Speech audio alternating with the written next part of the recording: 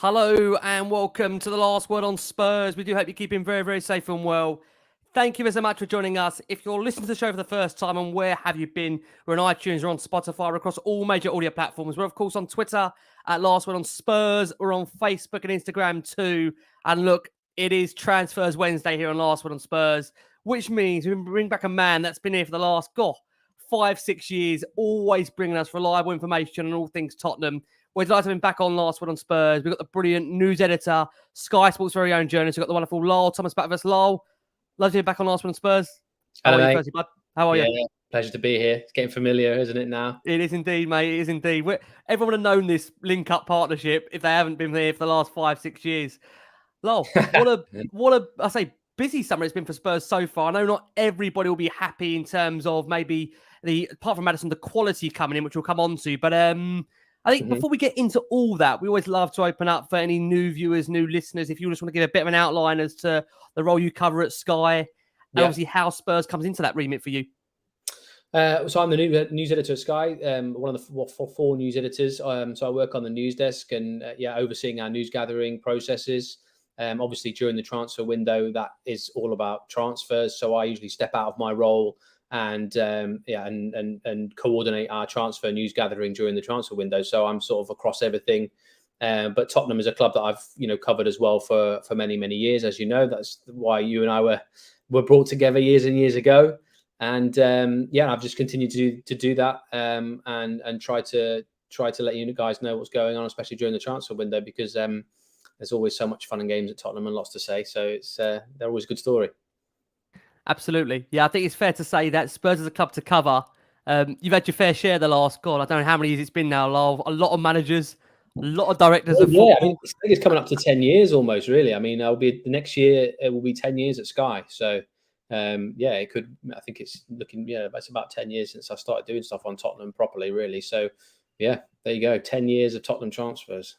There's a testimonial due there somewhere, Lyle, isn't there? My favourite one is still the picture of George Kevan and Kudu in the dressing room, like when nobody knew what was happening, and he was actually training there. Like revealing that picture, I was very, very satisfied and happy with that one. Don't know if any of your listeners will remember that? Maybe not. I'm sure they will. I mean, if anyone, if you could sum up the last 10 years, probably at Tottenham, that kind of sums it up, doesn't it? Really, we've had hits, we've had misses, we've had drama, we've had fun and games, and you've been there all along the way. It's been crazy. It has been. Lyle, you come on Last One on Spurs. Yeah, another new manager for you to have to dissect and discuss on this show. We'll start from the very top and we'll work our way. Of course, there's lots to cover during this show.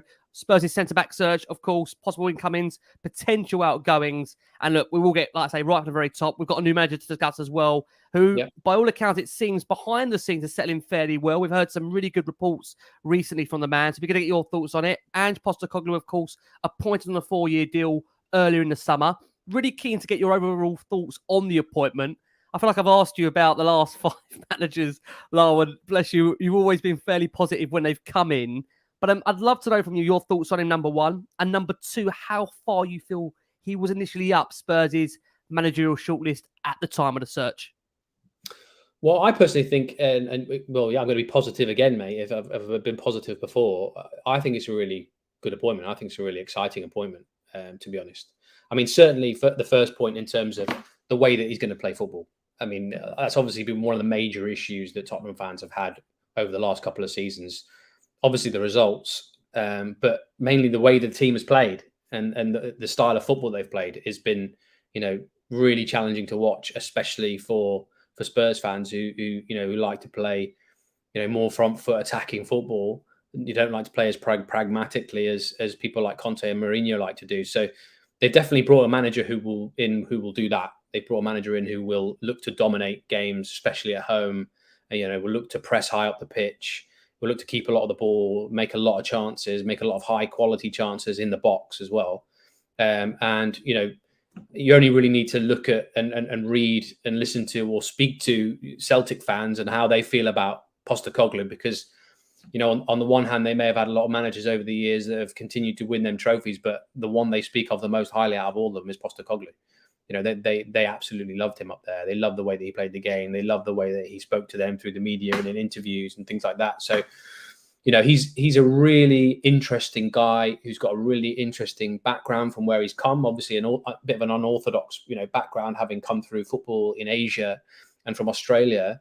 People have had their doubts and will have their doubts for that reason, because he doesn't have, as a traditional pedigree, you might say, as a lot of managers do in Europe. But the fact of the matter is, he's won everywhere he's been. He's won trophies everywhere he's been. And the one thing that I hear about him is that he has a winning mentality. He is a winner. He wants to win, and he wants to win playing great style football at the same time. So I think there is a lot for Spurs fans to be excited about, and cautiously optimistic about, really. Now, obviously, there's still quite a lot of work to do, which we'll come on to, in terms of the squad and rebalancing the squad and putting players in positions that he thinks are the right ones, and getting a team together. And that will happen over the next month or so through pre-season. But as going back to the start of what I said, I think that there's a lot to be excited about. With regards to your question on how high up he was on the list, I think he was always quite high. And I think he got higher and higher as the process went on. I know a lot of things were said and written and reported about, various different targets, various different managers that were either unattached or in other jobs that Tottenham were linked with. But the truth of the matter is that they went through a process. They went through a process of learning about people, learning about the managers, finding out as much information as they could, not just whether they're interested in coming and how much it would cost and that kind of thing, but how do they want to play football? How do they see Tottenham's situation? How do they see Tottenham, getting back up into the Champions League places and reestablishing themselves as a competitive club at the top? And I think going through that process was where certain managers, were ruled out, and other managers became more prominent on the list. And I think that's what happened with Ange. I mean, it wasn't just Tottenham that were interested in Ange. Chelsea had some interest in Ange as well. But I think that, obviously they went for Arne Slot, and that didn't happen. And I think then very quickly that, that's when Ange very much came into play. And it was all, I think relatively straightforward especially once Celtic's season was out of the way, with regards to hiring him. So, Ange has definitely been someone that Tottenham have had on their radar for a while. And I think Tottenham fans are going to like him. We hope so. I mean, I think already the couple of interviews we've seen with him, he does leave that impression, that lasting impression, that it's all about, trying to create a connection and unite the fan base. I think it's fair to say that we all do feel the need for that. I think we've had managers that have been here that arguably you'd say their profile has overshone the football club, if I put that in the most politest of ways. Mm-hmm. And I think we just need a manager that is arguably going to love the football club, make us fall back in love with the football, as you say, the brand of it, and ultimately kind of bring everybody together. I think we all recognise that's not going to happen overnight, hence the nature of the fact it's a 4-year contract. It would be nice to feel that somebody can be of the long term, despite the fact of the age. You might argue, many were kind of concerned about that. But listen, I think we've seen nowadays with how contracts last. Does it really make a difference, Lyall? I think that you mentioned what his biggest challenge is. His biggest challenge really is to get all those players together and all pulling in the right direction and the same direction. Because I think that's what's been lacking from Tottenham for a while, has been, the emergence of, cliques here and there in the dressing room and sets of players not pulling in the same direction as others. And, it's the togetherness has not really been there, has it? It's been there to see, you only need to look at how they crumbled in certain games last year. It just wasn't there. So that's his biggest challenge. But again, talking to people who know him, people that have worked with him at Celtic and other places before, they just talk about, what a really infectious guy he is, and a very charismatic guy. He has this knack for bringing people with him and taking people with him. I think you get that. There's a little documentary, I don't know if you've seen it on YouTube, that was made about his time with the Australia squad.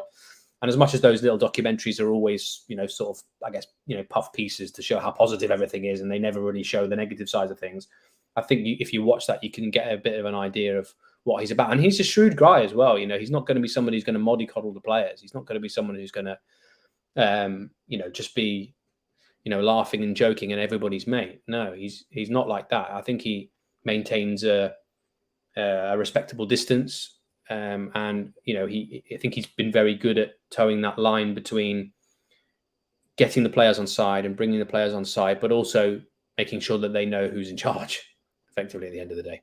Yeah, I agree with you. Listen, I've watched a lot of the documentaries on him. I think what's quite fascinating is that despite the fact that he's not one, as you said, to kind of mollycoddle the players, hug and kiss them all over, he does seem to have a real good relationship with a lot of the players that he's obviously played with, and he's also managed. So it will be intriguing because again, we're seeing those familiar reports, Lyall, that when a new manager comes in, there's a very clear structure.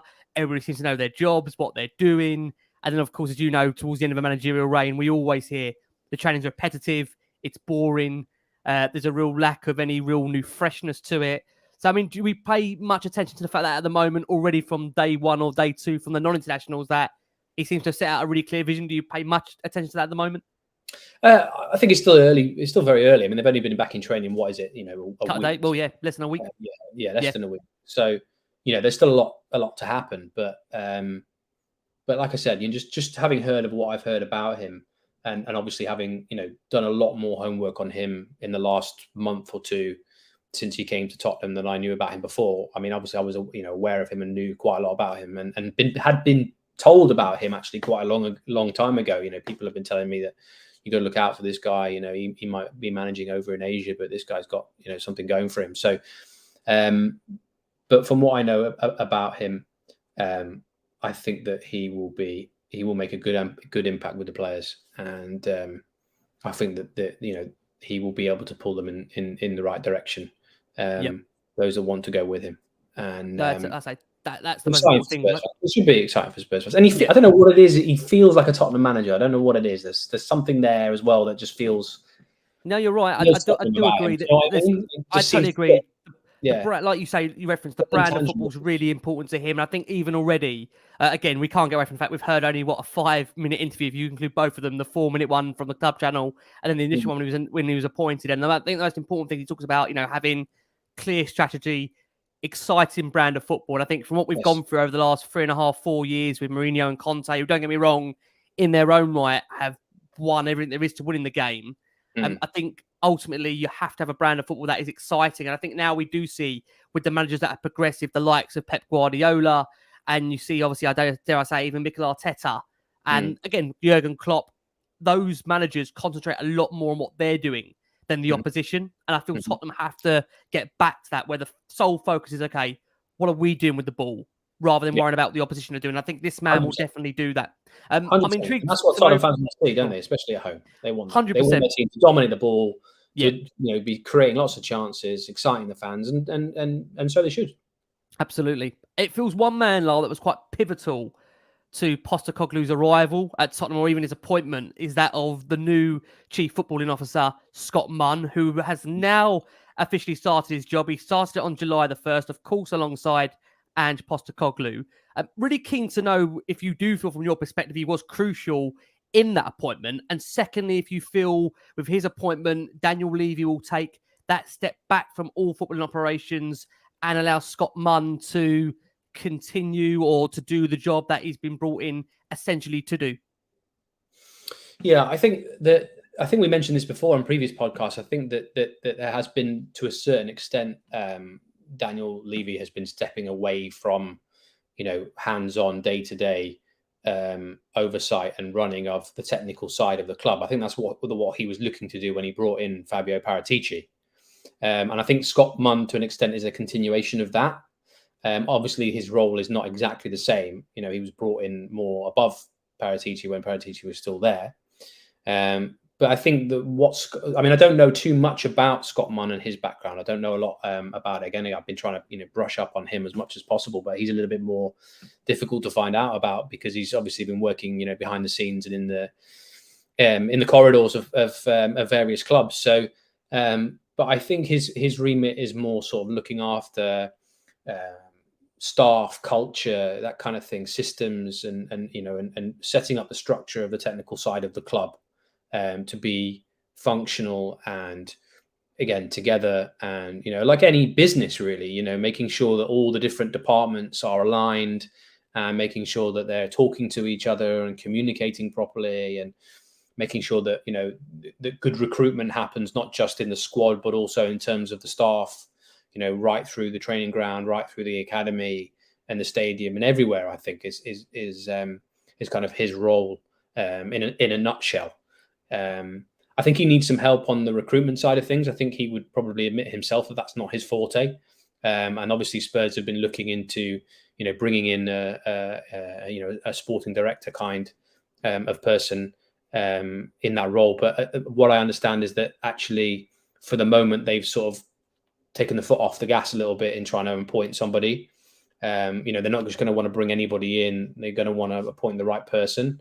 And I think at the moment, what I know is they're actually quite happy, I think, to kick on with the way that it's going at the moment. I think from the recruitment that they've done so far, you could argue that it's actually going quite well. So, with a combination of the chief scout, Gavanini, who's highly thought of, I understand that Daniel Levy likes him a lot. Him and Scott and the manager and the manager's representatives as well. He's represented by CAA Base. Who are a big agency in the world, who've got a very good network across the football world. I think the combination of all those things, and obviously the other agents, the other experts, the other consultants that Tottenham have and Daniel Levy had, I think that combination is working quite well for them in terms of selecting the right players and being able to bring those players in. And they've done that so far. Obviously, like you said earlier when we were chatting before, they've brought in. I mean, if you count the permanent deals they've done for players already, I think it's 5, isn't it? Yep. 4 or 5. So that's what I understand to be the case in terms of the recruitment setup at the moment. I think that it will carry on as it is, and they'll probably look at it again after the window, maybe. Look at how it's gone and look at whether actually bringing somebody else in that role is what they need, or actually whether they can continue doing it with the setup that they've got at the moment. So just to be clear, you thought it'd be very, very unlikely that we see a director of football appointed between now and the end of this summer window? Yeah, I'd be surprised. I'd be surprised if we get somebody that imminent. There's nobody that I'm aware of that they're talking to right now. And obviously, when you're in the middle of a window, it's all about getting things done and actually bringing in somebody now.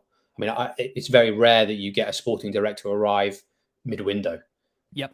You usually get somebody arrive just before or afterwards. So I'd be very, very surprised. They have been looking. They have talked to various people, but I think that they just haven't found the right person, and I think that they're looking to go with what they've got at the moment. And it's all about alignment, really. You want to make sure that everybody's lined up, right? You want to make sure the manager and the board and any recruitment staff, scouting, statistical data analysis, all that kind of thing. You want that all to line up.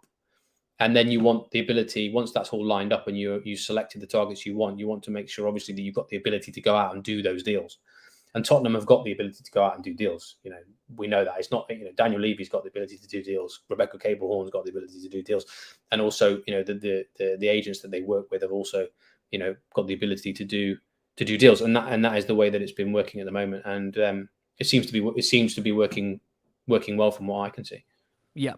I know as fans, we're always going to want more. Naturally, I feel there's a centre-back search that we're going to be coming on to. Definitely, I think I say feels like the main area Spurs are going to be looking at now is a centre-back search. I don't want to be covering that. Of course, discussing other areas of the squad. We've mentioned that point. Obviously, of course, our Spurs have wasted little time already in bringing in players to strengthen Postecoglou's squad ahead of next season. Mm-hmm. It is the 4 new signings at the moment as things stand. If we are counting Kulusevski, and of course, Pedro Porro's release clause being triggered. We've also subsequently brought in, of course, Guillermo Vicario from Empoli, along with, of course, James Maddison, who's so far been the statement signing for Spurs for the summer. We hope he won't be the last statement, but I'm keen to know from you, before we discuss individual Spurs might be looking at to bring in addition to that, what have you made so far of Spurs' summer window in terms of those purchases? Good so far. Interesting. Pleasantly surprised, actually, especially where Maddison is concerned. I think the Maddison one was quite a key one. I think that had to go right for them at the beginning of the window to set things up in a positive way. They really wanted to get him. Ange Postecoglou, I understand, really wanted to get him. And the club have had a long-term interest in him as well. They've known him for a long time. They've had the chance to sign him when he went to Norwich from Coventry. They had the chance to sign him when he went to Leicester from Norwich. And I think they just didn't feel that he was quite there yet. And obviously now that they do, now they feel that he's absolutely in the right place at the right time for them to come in. And obviously Newcastle were interested in him as well. And, Newcastle having finished in the Champions League places and having the money that they do, they're a big pull factor, and they're a bit of I guess they're at the level now that they are real competition for Tottenham in terms of trying to bring players in, whereas they perhaps weren't quite there before, certainly 18 months, 2 years ago. So the fact that they've brought him in over Newcastle, and that he's wanted to go to Tottenham, even though Tottenham aren't playing in the Champions League, I think is a really positive sign that Tottenham can actually still attract top players. I think that, well, this is my own opinion, but I think that going into the summer, based on the season that they'd had and how far they'd fallen away, I personally thought that the jury was out a little bit on how well Tottenham would be able to compete with other clubs for big players. And the fact that Maddison's gone there, I think, is a really positive sign. It sends a positive message, I think, for the rest of for other players on the market that they're looking for. That James has put their faith in him, put their faith in going to Tottenham. And the other one, the goalkeeper. I mean, obviously, we can talk about Kulusevski and Porro if you want, but we knew about those deals, right? Yeah, we knew absolutely. What was going to happen. Yeah. We know all about those players. So, the goalkeeper Vicario is a really interesting one now. Again, I think that he's going to be a good player. He's arguably the best keeper in Spain outside the top teams. Best keeper in Italy, I should say. Sorry, I'm thinking about my holiday in Spain already. Best keeper in Italy last season. And actually, I understand that he was the first choice for Tottenham. And I know a lot was said and written about David Raya. Okay. Him being the first choice. But I think that, a lot of that was sort of putting two and two together, I think, based on the season that Raya had. And there was interest in him. And, the club were big fans of his. But I understood that. I understand now that actually Vicario was the first choice and the one they really wanted to go for. And again, not even because of price, but I think they actually see him as being a top number one, and actually they're going to get a player that would probably have gone to, another big club had it got further into the summer, or maybe into, next year or January. He's really highly thought of. I think he was Inter's first choice if they sell Onana, and I think they're in the process of talking to Man United about doing that at the moment. So Tottenham have actually, stolen ahead of some big clubs for this goalkeeper, even though, on the face of it, people don't really know that much about who he is. I think that he's going to be a good player. He's in the Italy squad as well, so he's been, he's been pulled up. I think it's an interesting one. I mean, at the time, it obviously felt the fact that it seemed very apparent and clear. And again, correct me if I'm wrong here, feels like Spurs did agree personal terms with David Raya. And I know there was a feeling amongst the fan base, for many fans, not all fans, that look, if that is your number one, and it's such an important role, the goalkeeper, as you will know, in any squad, that you have to get that right. I mean, to be fair, Spurs have been fairly lucky with Hugo Lloris for a lengthy time. I think we can all now agree it's coming towards an end, definitely with Hugo. Maybe they held on to him for a year longer than what they should have done. But it's such an important role that if that is if David Raya was the number one choice, whereas you're saying it was Vicario, then go all out to get that number one, because it's fundamental that ultimately the manager has the right goalkeeper for him. But I think what's been very, very clear, and again, I'm sure you would have picked up on this, Lyall, is that there was a really lovely interview with Vicario's father. I think it was in El Messaggero in Italy, where it was referencing the fact that he really relished the prospect of working with Vicario, because he's the guy that, similar to the manager, had built his way up. It wasn't easy. He had to overcome obstacles. So, like you say, that might have played into the factor as well, being the number one, right, for him. Yeah, well, listen, I'm a big advocate of players who have done their time, lower down, because I think that, I think it's the same for any walk of life, right? Any industry, you're going to appreciate when you're at the top a whole lot more if you've done your time at the bottom. If you know what it's like to play further down the leagues. I mean, look at Harry Kane, for example. I mean, he's a great example of someone who went down and played on loan at, in the lower divisions and did his time there. And a lot of the best players have. So I think that's only a positive for him. And I think obviously there's a lot of unknowns about him where the fans are concerned, but they should absolutely get behind him, I think, in my opinion, and give him all the support that he needs, because if they do, I think he can become a top keeper, and I think they potentially found a real gem. But as any player, coming into a new club and a new league in a new country, they need support. They need the fans to get behind them and be positive about it. And I think that if they do, that will help him actually. Interesting. And just one on James Maddison before we do talk about where Spurs are in the current market and for maybe for players. There was a reports, Lyall, that maybe Spurs were laying the groundwork for Maddison, even maybe the season before that. They were trying to bring him in under Antonio, but Antonio wasn't really fancying Maddison in terms of the way and the formation he was looking to play. Anything that you heard from your perspective that Spurs were maybe looking at him and tracking him for the last 12 months as a player they would have liked under Conte, but ultimately Conte maybe felt he wasn't right for the formation he wanted to play? Well, as I said, it goes back a lot longer than 12 months. You know, he's a player that Tottenham have had on their radar for years, since, you know, Pochettino's time. Yeah. Like I said, they had the chance to sign him before. They didn't think he was quite the right time, that he was quite ready. Right. I think that Ange sees him as a number 8, even though he's played as a 10. I think he sees him as an attacking number 8. And if you look at the way that Celtic played last year, he used Matt O'Reilly a lot as a very advanced number 8. If you look at Matt O'Reilly's stats, by the way, who another player had a great season last year, he had more touches in the opposition box, I think, than any other Celtic player. And he's a midfield player, he's a number 8.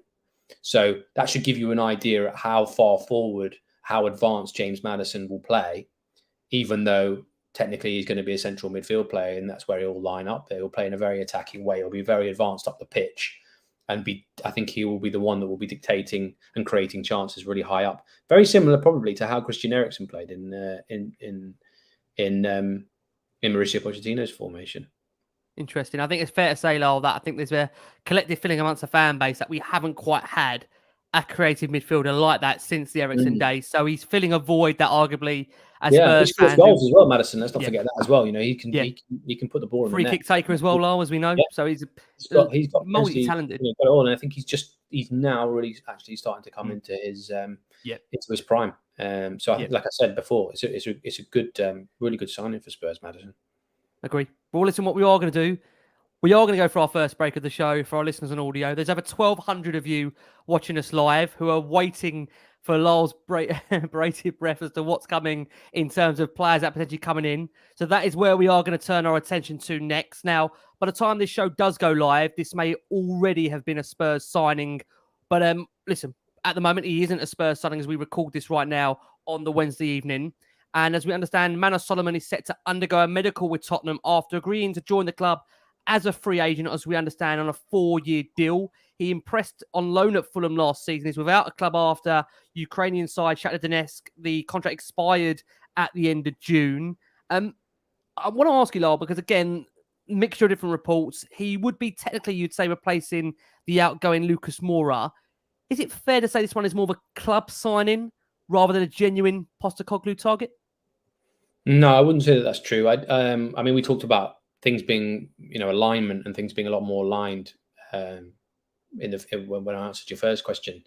So I don't think that that's the case, and I don't think that's going to be the case this year. I don't think there's going to be any club signings. I think that everybody will be pulling together and agreeing on the players that they bring in. So I don't think. I mean, Manor Solomon's. I think he's quite a talent. I think he's another one who could be a big talent. I mean, he was injured for 4 months of the year last year. For other reasons, more complicated reasons at Fulham. I think that he didn't play as much as he probably deserved to either.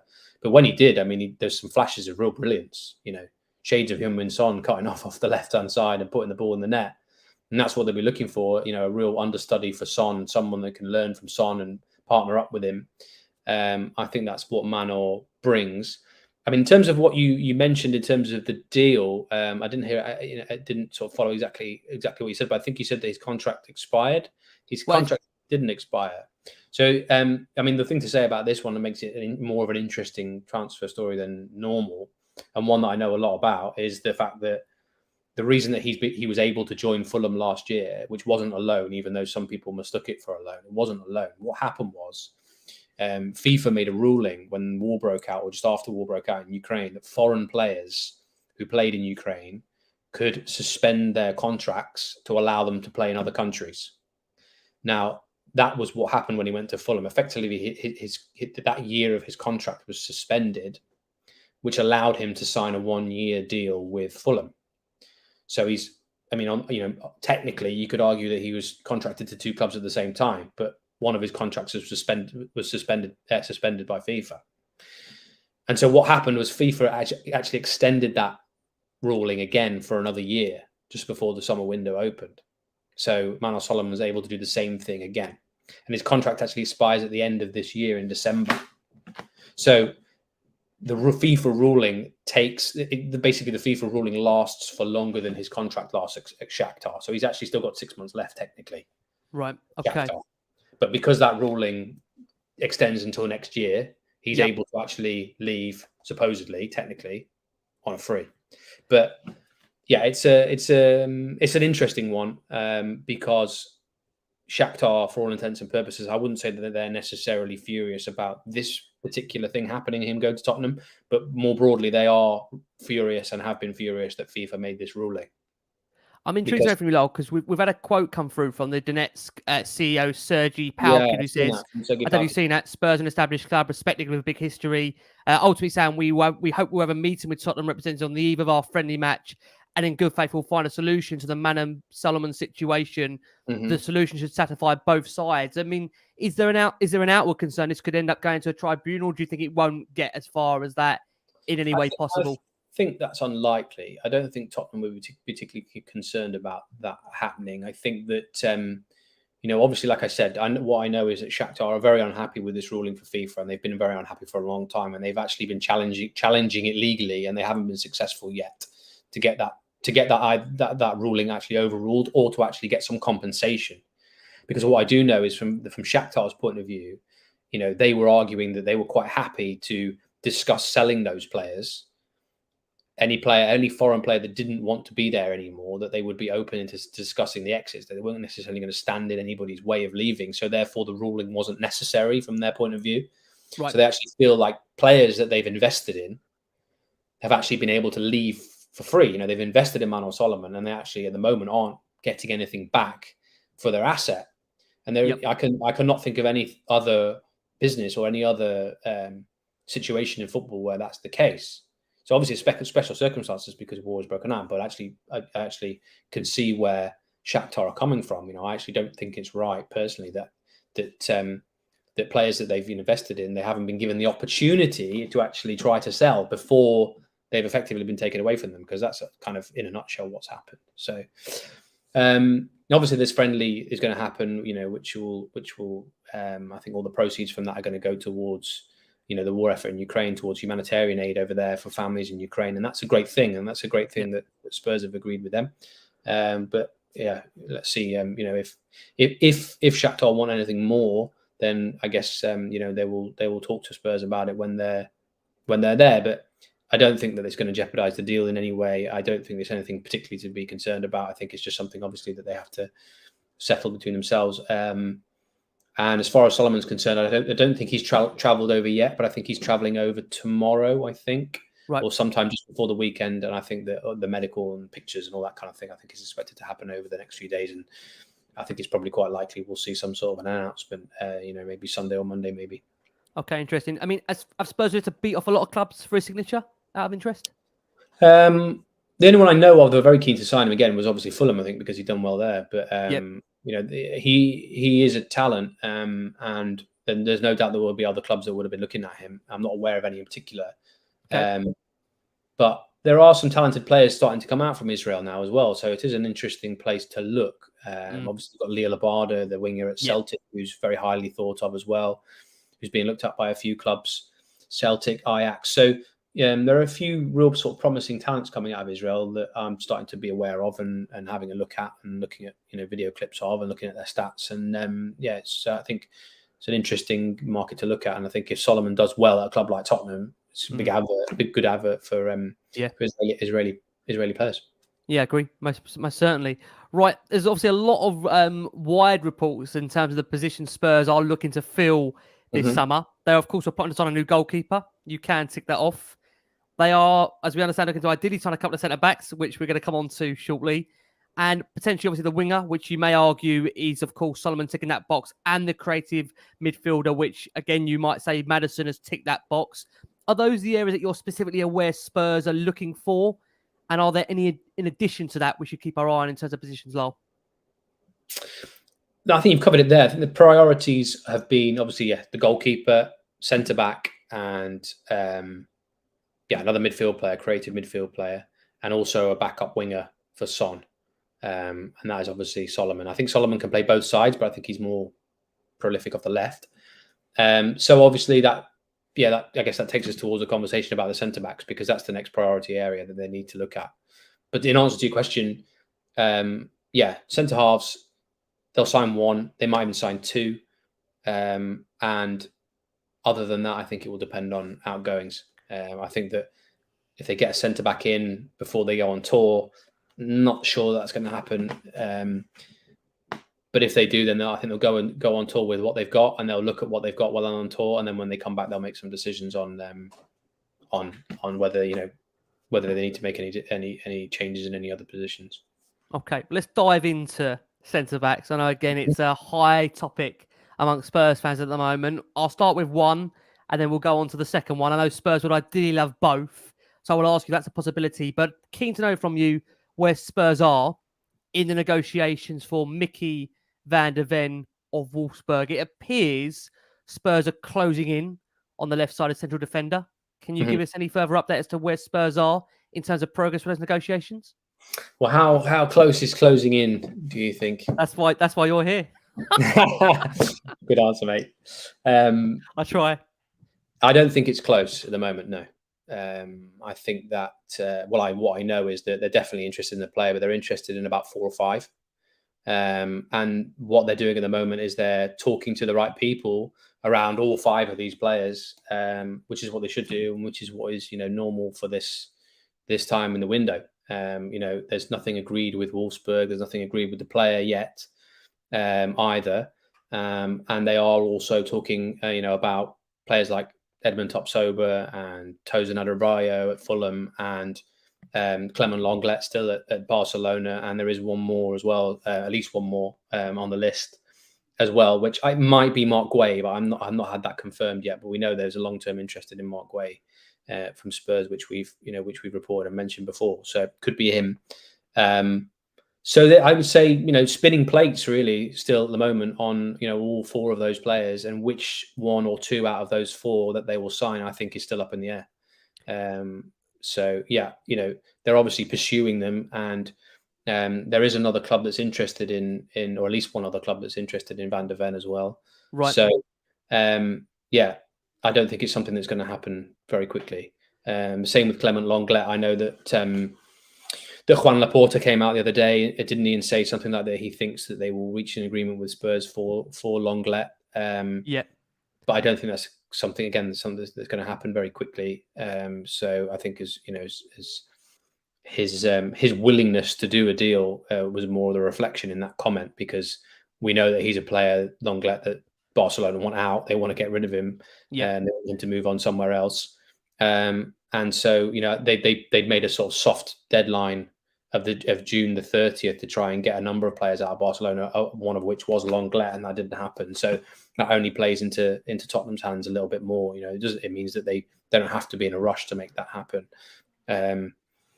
So yeah, I think it's still clouded really which 1 or 2 out of that list that Tottenham will end up having. Can you just clarify for us and confirm, have Spurs actually at this point in time, have they submitted a bid for Van der Ven? Has that gone into Wolfsburg at this point? No, not as far as I know. There's been no bid submitted, no. Right. And in terms of an agreement with a player in principle, with Spurs got any further or anywhere near no personal terms with the player at the moment? No agreement with the player as far as I know. Okay. And because this other defender is very prominent on the list that Spurs fans would love as well. He's a ball-playing centre-back, very comfortable with the ball at his feet. Feels ideally what we need is Edmund Tapsoba, of course, of Bayer Leverkusen. Mm-hmm. Are we on a similar status with him, where, again, you refer to the fact that he's one Spurs are interested in? Have we gone as far as a bid or any terms agree with the player at this stage? No approach to Bayer Leverkusen. I know there's been some reports out there that has, but that's not true as far as I know. There's been no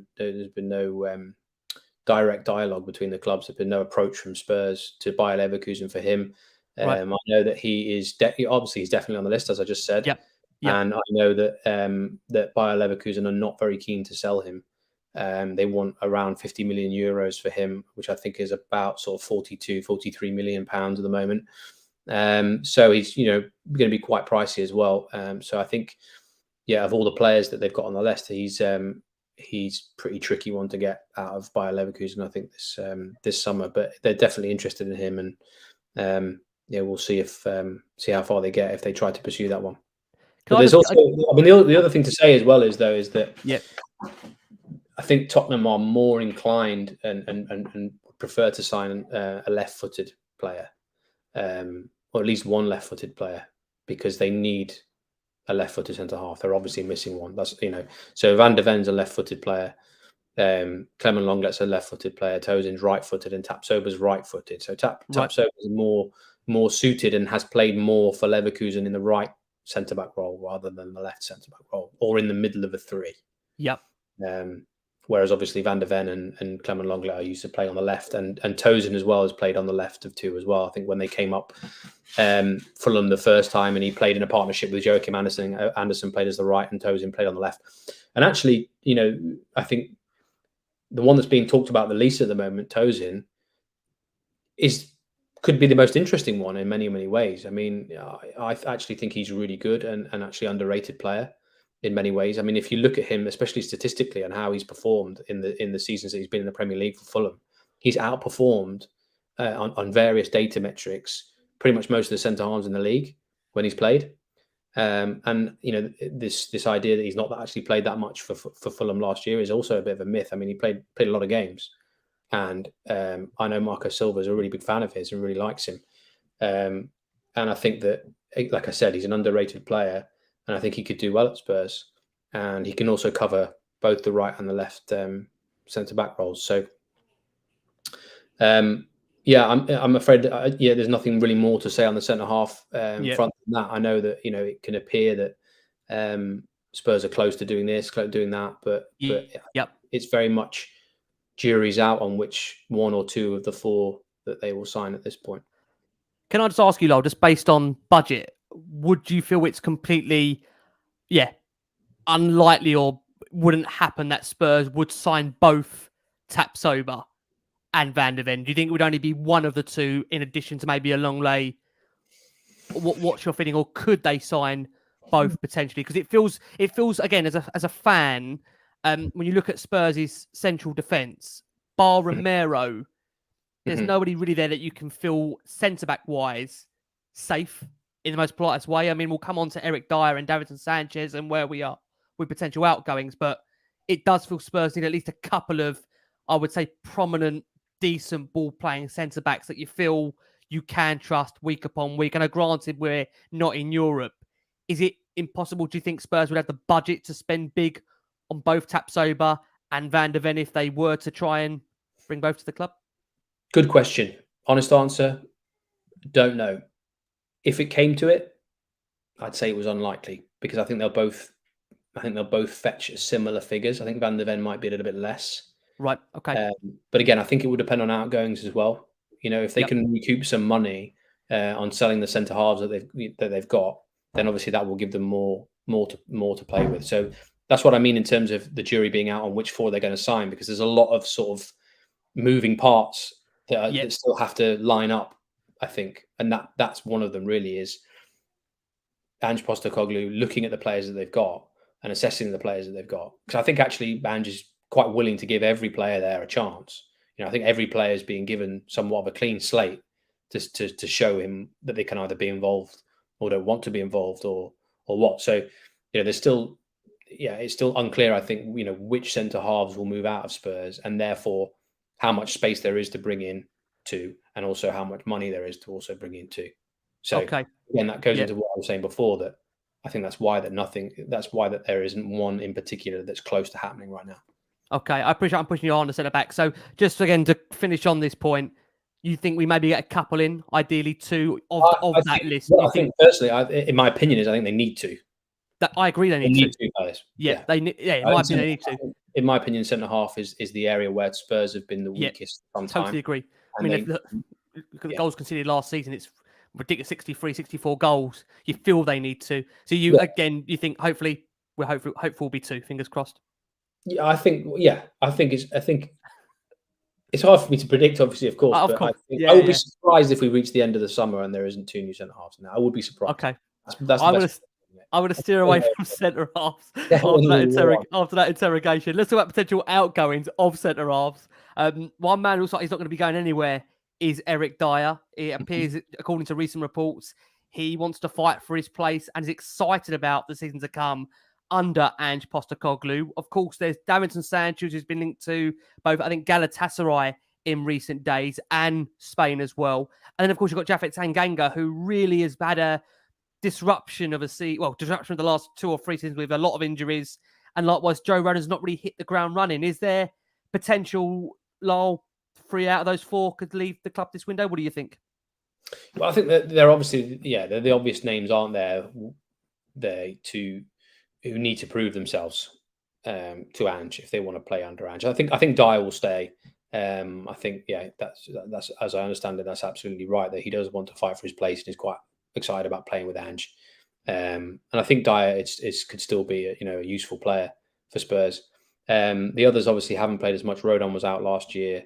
And Tanganga, it's about time that Tanganga, I think, played regularly somewhere, whether that's on a season-long loan somewhere. I think he needs to at his age, especially for his own sake, as much as Tottenham's.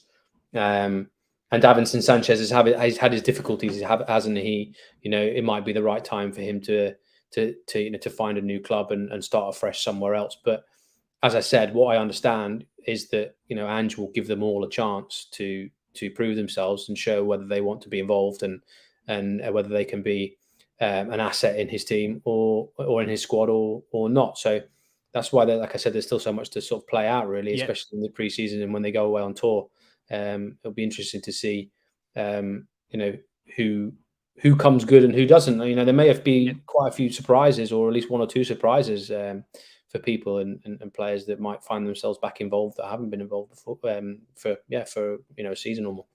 Yeah, there's one player definitely, when I come on to that is definitely causing a stir, as potentially be given another chance.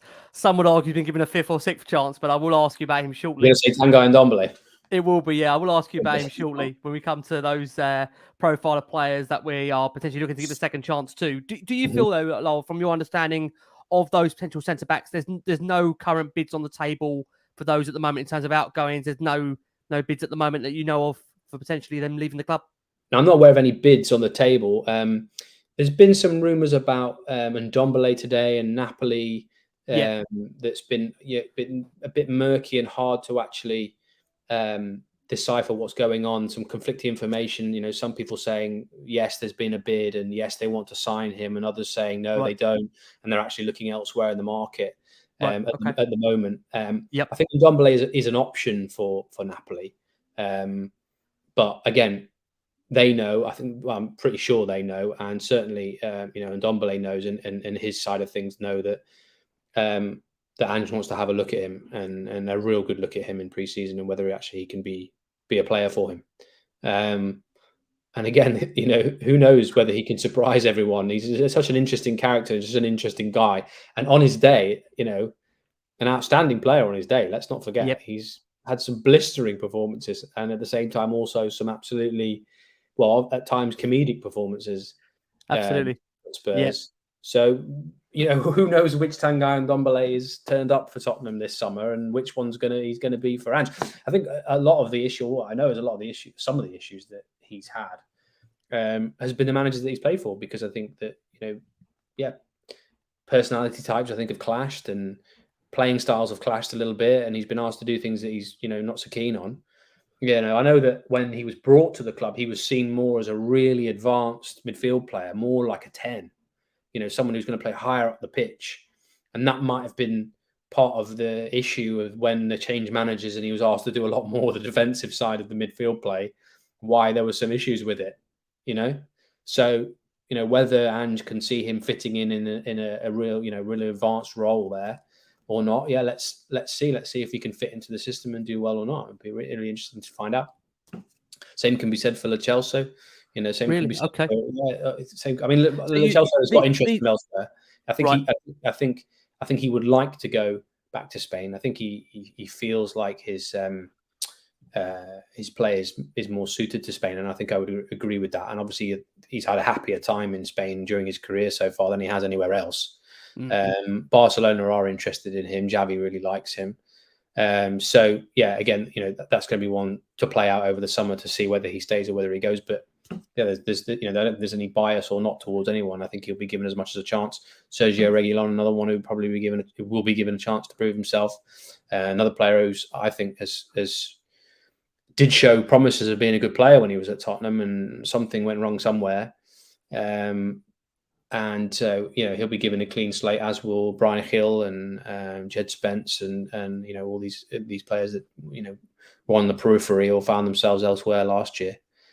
So yeah, it will be an interesting pre-season to see. And I also think that as well that Ange Postecoglou will be open to the idea of playing players in different positions. So there might be a few players that you probably wouldn't have thought of would actually play in the position, will end up playing in positions you wouldn't have thought of, is the best way of putting it. Do you know what I mean? Porro may be one of those, because again, I think we saw towards the end of Mason's reign. Yeah, I don't know that. I mean, yes, he did towards the end of the year, didn't he? In a right wing role. So that was obviously Ryan Mason seeing his potential to play there. Could be. Okay. Yeah, let's see. But the message at the moment, though, is those players you've mentioned, the likes of Ndombele, Lascelles, so they will be given a fair chance by the manager to prove their worth. Because again, I think it'll be interesting, Lyall, because of the nature of just how short a time you've got before Tottenham have to go on that tour. Would you be surprised then? Because the last couple of seasons with Tottenham, what we've seen is they've let players stay behind in order to deal with their own personal future to find a move. Do you think this time around what we might find is that everybody goes on tour? Would you feel that will be a different approach this summer by Tottenham? I don't know that, but it's possible. Yeah, again, I wouldn't be surprised to see them all there. Okay. That's interesting. Okay. You touched upon right. In previous seasons, managers have decided, okay, he's not right for me. Yeah. He doesn't fit into my system. Yep. It might be better if he plays somewhere else. But like I said, clean slate for everybody is what I understand, and everybody's being given a chance to shine or not. Interesting. You already touched there on some of the fullbacks, wing backs Spurs have got there. You mentioned Jed Spence. I'm really keen to know what you feel the future holds for Ivan Perisic, who felt very much like a Antonio Conte signing. We've had a lot of reports coming out of Italy where ideally he may look to go back to a club in Italy. And also Ryan Sessegnon, who, to be fair, I think it's fair to say that he's never really ignited the spark in a Spurs shirt. Can you see those two players leaving the club before the end of this window? Yeah, maybe. Perisic, I think, would be more likely of the two. I just think, given where he is in his career, and I think that, my perception, especially towards the end of the year, was that actually I think he was struggling with the level a bit. I think that perhaps he's getting towards the end of his career, and I think maybe the Premier League was maybe a little bit of a stretch for him. Whereas Sessegnon is in a completely different part of his career and is still very much in its infancy, and still a lot of potential there for him. So yeah, again, it will be down to what they show Ange Postecoglou, right, over the next few weeks, and whether they want to be involved and where they can be involved. The left back one is very interesting, though, isn't it? Because there was a lot of players in that position. Absolutely, I can count about 5. Yeah, isn't it? I think you've got Perisic, Sessegnon, Udogie, Reguilon, Ben Davis as well. Yeah, to all try to stake a claim in that position, or play, or maybe play further up the pitch. So it'll be interesting to see which ones emerge in that battle as being the ones that he wants to go with, and the ones that want to play for Tottenham next year. So yeah. What's your feeling on Destiny Udogie? Because he comes very highly rated from Italy, of course, and I think primarily, and you can correct me if I'm wrong here, it feels like he was a signing for maybe Antonio Conte, although there might have been an expectancy that he would have been here at the time of when Spurs signed him for this upcoming summer. He comes in under Ange Postecoglou. You've mentioned there's a lot of wing-backs, full-backs already on the left-hand side. Do you feel, again, with him, he will be given that chance, or do you think it's more likely that he may head out on loan to kind of get that experience? No, he'll be given a chance as well, yeah. Right. Definitely. And I think that it was more, rather than being signed for Conte. No, I don't think that's true. I think that's okay.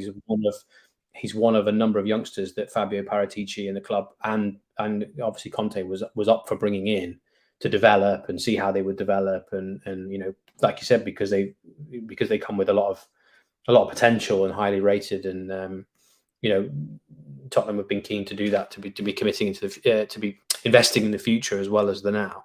So that was just, I think that was definitely the case for Jed Spence as well, and it was the case for Sessegnon when they signed him as well. So yeah, it'll be down to, I think, who suits Ange's style the most and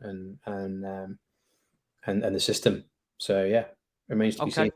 It does remain to be seen. We shall see.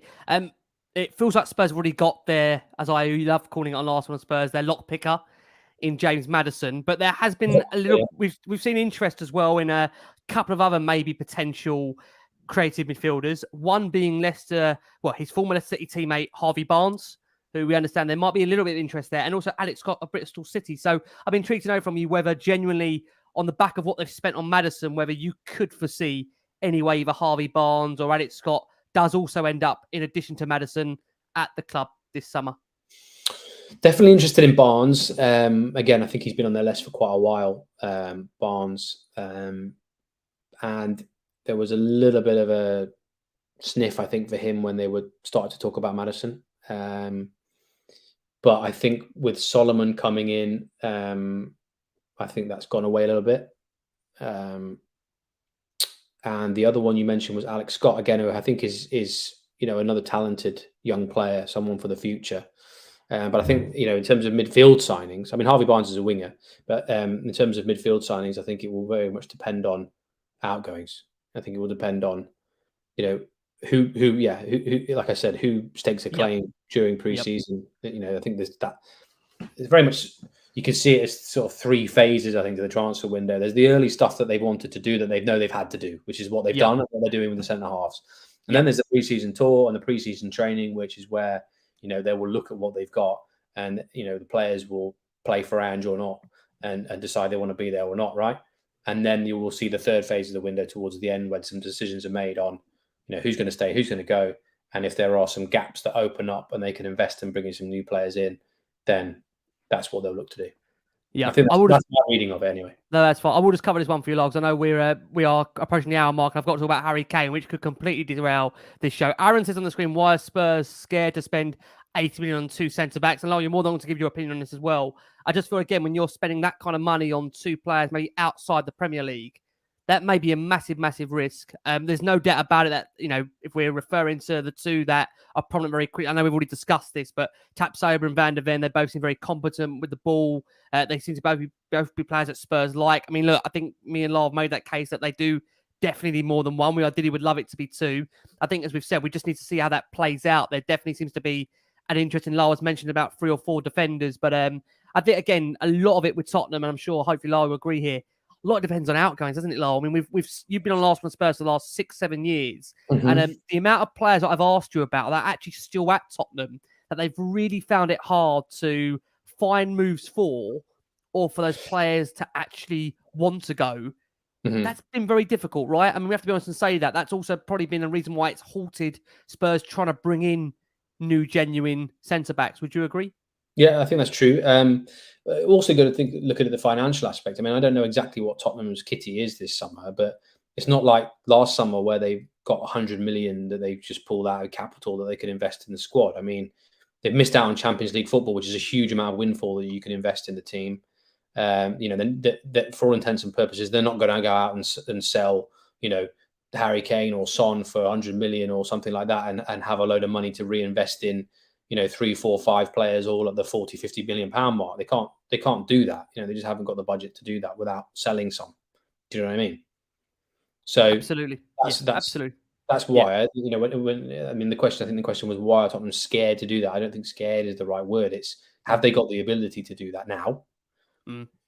Or will they have the ability to do that further along in the window? Right. I think now, I think it's unlikely they've got the ability to go and spend 40 million on two centre halves. Yeah. But I think, but could they do that further in the window if they sell some? It might be more likely. Who knows? Okay.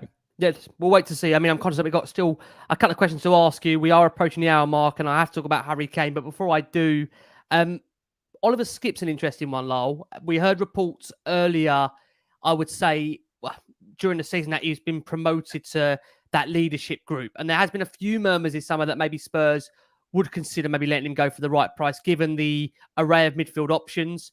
Do you foresee Oliver Skipp to be a Spurs player before the end of the window? Would you be massively surprised if Oliver Skipp was to leave? I think so. I think again, he's the same as everybody else. He's got to prove himself under Ange in the team. But I'm not aware that Tottenham want to sell him or thinking of selling him or anything like that. I mean, again, he's an academy graduate, which carries a lot of weight. He's still young, still got a lot to improve on. He's got that homegrown aspect to him as well. So yeah, there's a lot of things that point towards him staying rather than leaving. I think, with Skip, and it'll be how does he fit into Ange's plans? How well does he play in pre-season? I think. Okay, look, it's time. Let's talk about the poster boy of the football club. Lots of speculation around Harry Kane. I suppose the first question I'll ask you is, how genuine is Bayern Munich's interest, as far as you understand, in Harry Kane? And very genuine. Do you expect Bayern to keep pushing and pushing and pushing for Harry between now and the end of the window? And how likely is it that he does leave the football club this summer? It's a good question. They have been pushing, obviously, and they are very interested in him, not just now, but for next year as well, when he becomes a free transfer. And they've been interested in him for upwards of 12, 18 months as it is. So, that's a long-term interest in the player that they've got. And they have been pushing recently to try and figure out, I think, what, according to our colleagues in Sky Germany, who've been well across this, what Bayern have been trying to do is really sort of test the water, I guess, and try and find out whether Tottenham would consider selling him, at a certain price or at some kind of price. But, Tottenham so far have been adamant that he's not for sale, that they wouldn't entertain any offers for him. And I think that as time goes on into the window, and this is just my perception, it really actually now, what I'm talking about is, I think that the longer that the window goes on, and the more likely he is to stay. And I think that's because Spurs will also hope, and I think a lot of people in and around the club will hope, that the more he works with Ange Postecoglou and the more he is part of pre-season, the less he will feel like looking elsewhere or considering other things elsewhere this summer. I think they will hope that him and Ange will strike up a really good relationship, and that that will settle this bit of uncertainty. There's these rumours down a little bit. But listen, the Harry Kane's future is on the agenda because he's got 1 year left on his contract, and there's just no, there's no, you can't make any bones about that. That's a fact. That's true. And there are clubs out there that know that, Bayern being one of them. And clubs out there that are interested in signing him because he's the best striker probably in the world still.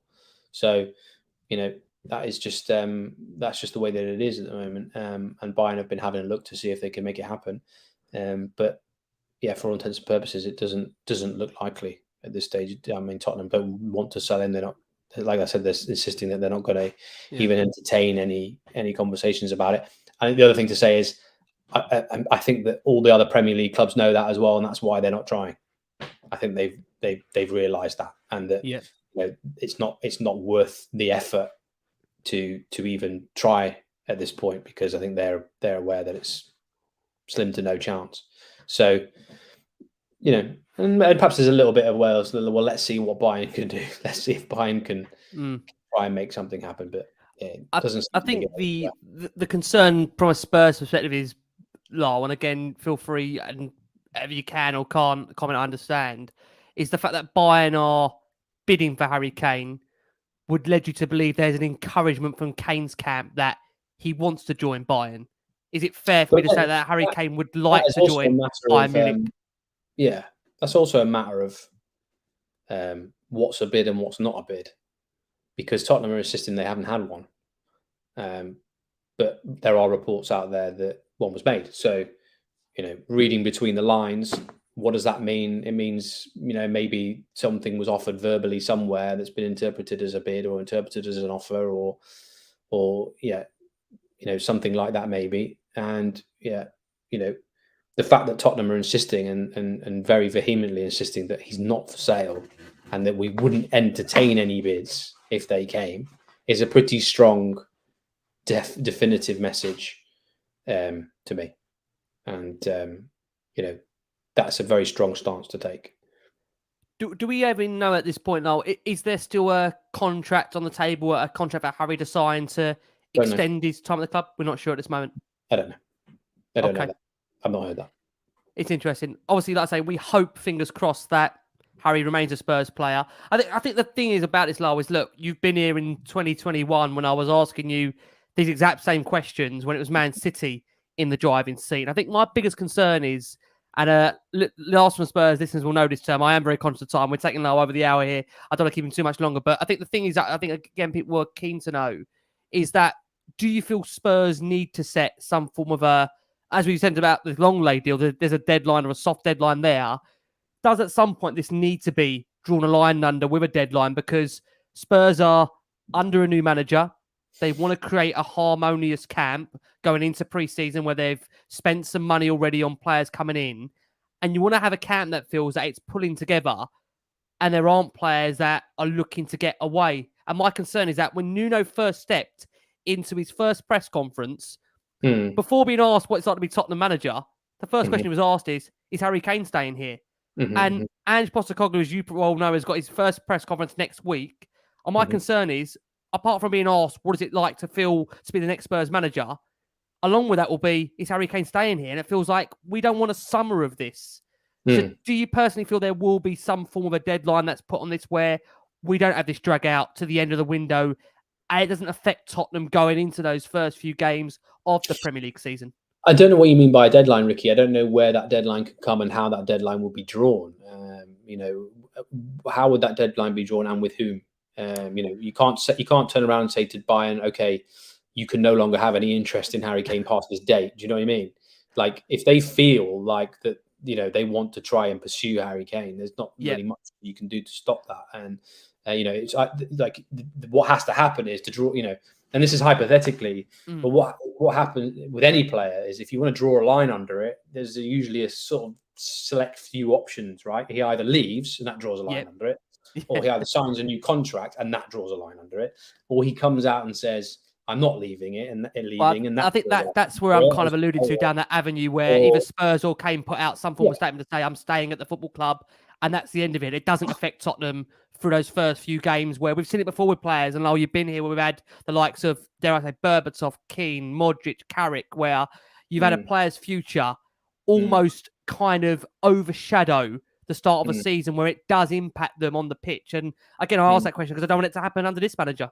Well, I know. And listen, I'm sure actually, fans are not going to really like me for saying this, but it's part of football. And there's really not much that can be done about it. Players are of interest to other clubs, and the better they are, the more interesting they are to more clubs and bigger clubs. And that is just the nature of the game. And it's just something that, I mean, again, it might sound harsh for me to say. I would have thought that Tottenham fans will be used to now, because there's been a lot of top players that have emerged at Tottenham that bigger clubs have been interested in. Like you named Gareth Bale, you named Luka Modric, right? Yep. I know that people would love for their players to not be mentioned with other clubs and not have this sort of anxiety and this uncertainty over will he stay, will he go, that kind of thing. But it's part of the game. It's part of football. It's part of football journalism, and it's part of it's part of the whole media landscape as a whole now, including social media as well. The more people talk about it on social media is as much to do with as more, people write stories, about it in newspapers or online articles or that kind of thing as well. So, it's, well, perhaps there's a bigger conversation to be had about the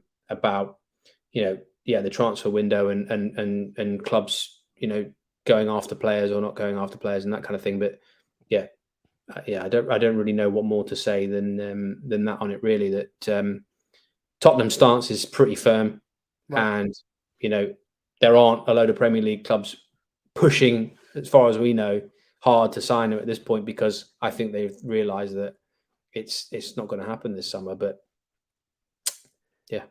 appreciate it, mate. I know I've pushed you hard. The interrogation of the centre back and the Harry Kane situation. A final couple of questions to close it on.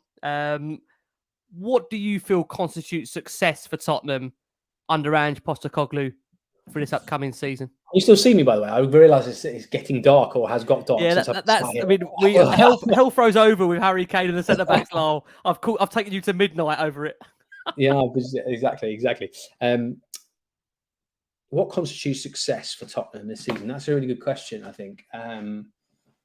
I mean, that's more of a question for the fans, really. I mean, you as a fan, what do you think? What would you be happy with in terms of? I mean, I think obviously, the obvious points to make. Okay, if Tottenham finish back in the Champions League places again under a new manager, and they do it playing a really attractive, exciting brand of football, and the players that they sign, come good, and James Maddison's great to watch, and Vicario's a great goalkeeper, and that kind of thing. That's a successful season. If they reach a cup final and play a great way of playing, I think that's a success. I think actually, if you look at it, or if you rein it back a little bit more to the short term, I think a successful season for Spurs is Ange Postecoglou pulling a team and a squad in the right direction, everybody together, everybody looked like they're really loving it and want to be there, and that Tottenham are going places again, and that they're not capitulating to teams that they shouldn't capitulate, like Sheffield United away in the FA Cup, or getting demolished inside 20 minutes by Newcastle and things like that. That can't happen at Tottenham. That should never happen at Tottenham. It shouldn't happen at any club, but it shouldn't happen at Tottenham. Yep. And okay, would it be a success to see that all stamped out? Well, yeah, but actually, you should say that that's probably the bare minimum, right? A trophy would be. I feel so starved of success when I say this. I think that is a really important thing for the fans. I think, again, you've been here under the different managers. I feel if the cups are taken seriously, that will give fans such a impetus and a lift for sure. I think we definitely need to see, a real emphasis on taking those cups seriously in a season where our Spurs don't have European football. And I feel like with Tottenham, whenever we're in a cup, everyone says around us, yeah, but what about the Champions League? What about, Europe? And we haven't got that this season. So I feel there's a real opportunity where Ange can get on the training ground with the players week upon week, work with them individually, improve them. He's obviously a coach as well, first and foremost, who does produce, from what we've seen, some great football. So I'd like to think, and again, we've been here before and we'll be there again, that, a manager that is good at his job in terms of coaching the players, that, as you said, this is a really exciting time again for the football club. You've got a man there, as you said, I agree with you, does starting to feel like a Tottenham manager again. And I feel, again, if he can have a really good season in terms of domestically and taking those cups seriously, arguably getting to a final, winning a cup, God, he would have a lot of time on his hands. So I think, that's what I would share as being a successful season with Tottenham. I can see that. I think probably a last thing to say, actually, to end it on a positive note. Yep. I think that just getting Tottenham fans smiling again at games really would be a success, wouldn't it? Absolutely. Absolutely. Yeah, 100%. Absolutely. Stopping the sort of toxic air and the bad blood and all that kind of stuff that's been going on for quite a long time between the fans and the club and, players, and that, that have not wanted to be there or not worked out, and just people pulling in different directions and getting at each other. Ending that and seeing everybody pull in the right direction, I think, should be considered a success. Yep. If that happens. I agree. Lyall, it's the final and the favourite question that you love on Last Word on Spurs. I know you do. Maybe quick, mate. The lights are going out. I can stand up and switch the light on in the middle of on the last dregs of natural light. It's your favourite final one. How many genuine players do you think Spurs will sign, in addition to what they've got maybe between now and the end of the window? What do you think? How many? Okay, let's say 2 centre halves, maybe 2, 3. Okay. Are you counting Manuel Solomon or not? Because that's not quite over the line yet. But should we count him? Should we count him? Okay, if we're counting Manuel, I would say I would expect to see probably 3. Okay. Fantastic. Lyall, it is always a pleasure. Where can listen, I know you've got annual leave to come, but listen, that won't mean you're going to be stopping. Where can everybody find the wonderful work you do, not just on Tottenham, I must to say, across a lot of the London clubs, Premier League wise, and Championship? Where can everybody find the wonderful work you do for all of us? Channel 409 on SSN, all your Sky subscriptions. Yeah, that's where you can find everything that I do, or skysports.com. More specifically, the place to go on our website is the transfer center. Everything goes in there. All our stories, or all our little bits of information, snips here and there. All the experts, all our reporters, the great work that they do. It all goes in there. And obviously, I have a Twitter account, Sky Sports Lyall. That is where I put, my stories go there, and I will promote other people's stories there as well. So, and I will sometimes answer people's questions and respond to people's comments on there if they're nice and polite. If they're not, then I won't even look at them. So yeah. Or you can catch me on, I guess, the Last Word on Spurs maybe again at some point. Who knows? That would be lovely. Look, I will check in with you towards the end of the window. I know you're a very, very busy man. There's lots of going on in the transfer window. I must have one of the busiest times of your summer and January, and you can tell the lights are going out on the poor man. So I must have say a massive, massive thank you to our watching audience. There's been about 3,500 of you that have watched us live across all of our platforms. Thank you so much. I want to say a massive thank you again to the wonderful Lyall Thomas from Sky Sports. We might see Lyall between now and the end of the window if I haven't interrogated him too much. But look, from all of us here, please keep safe, keep well, and as always,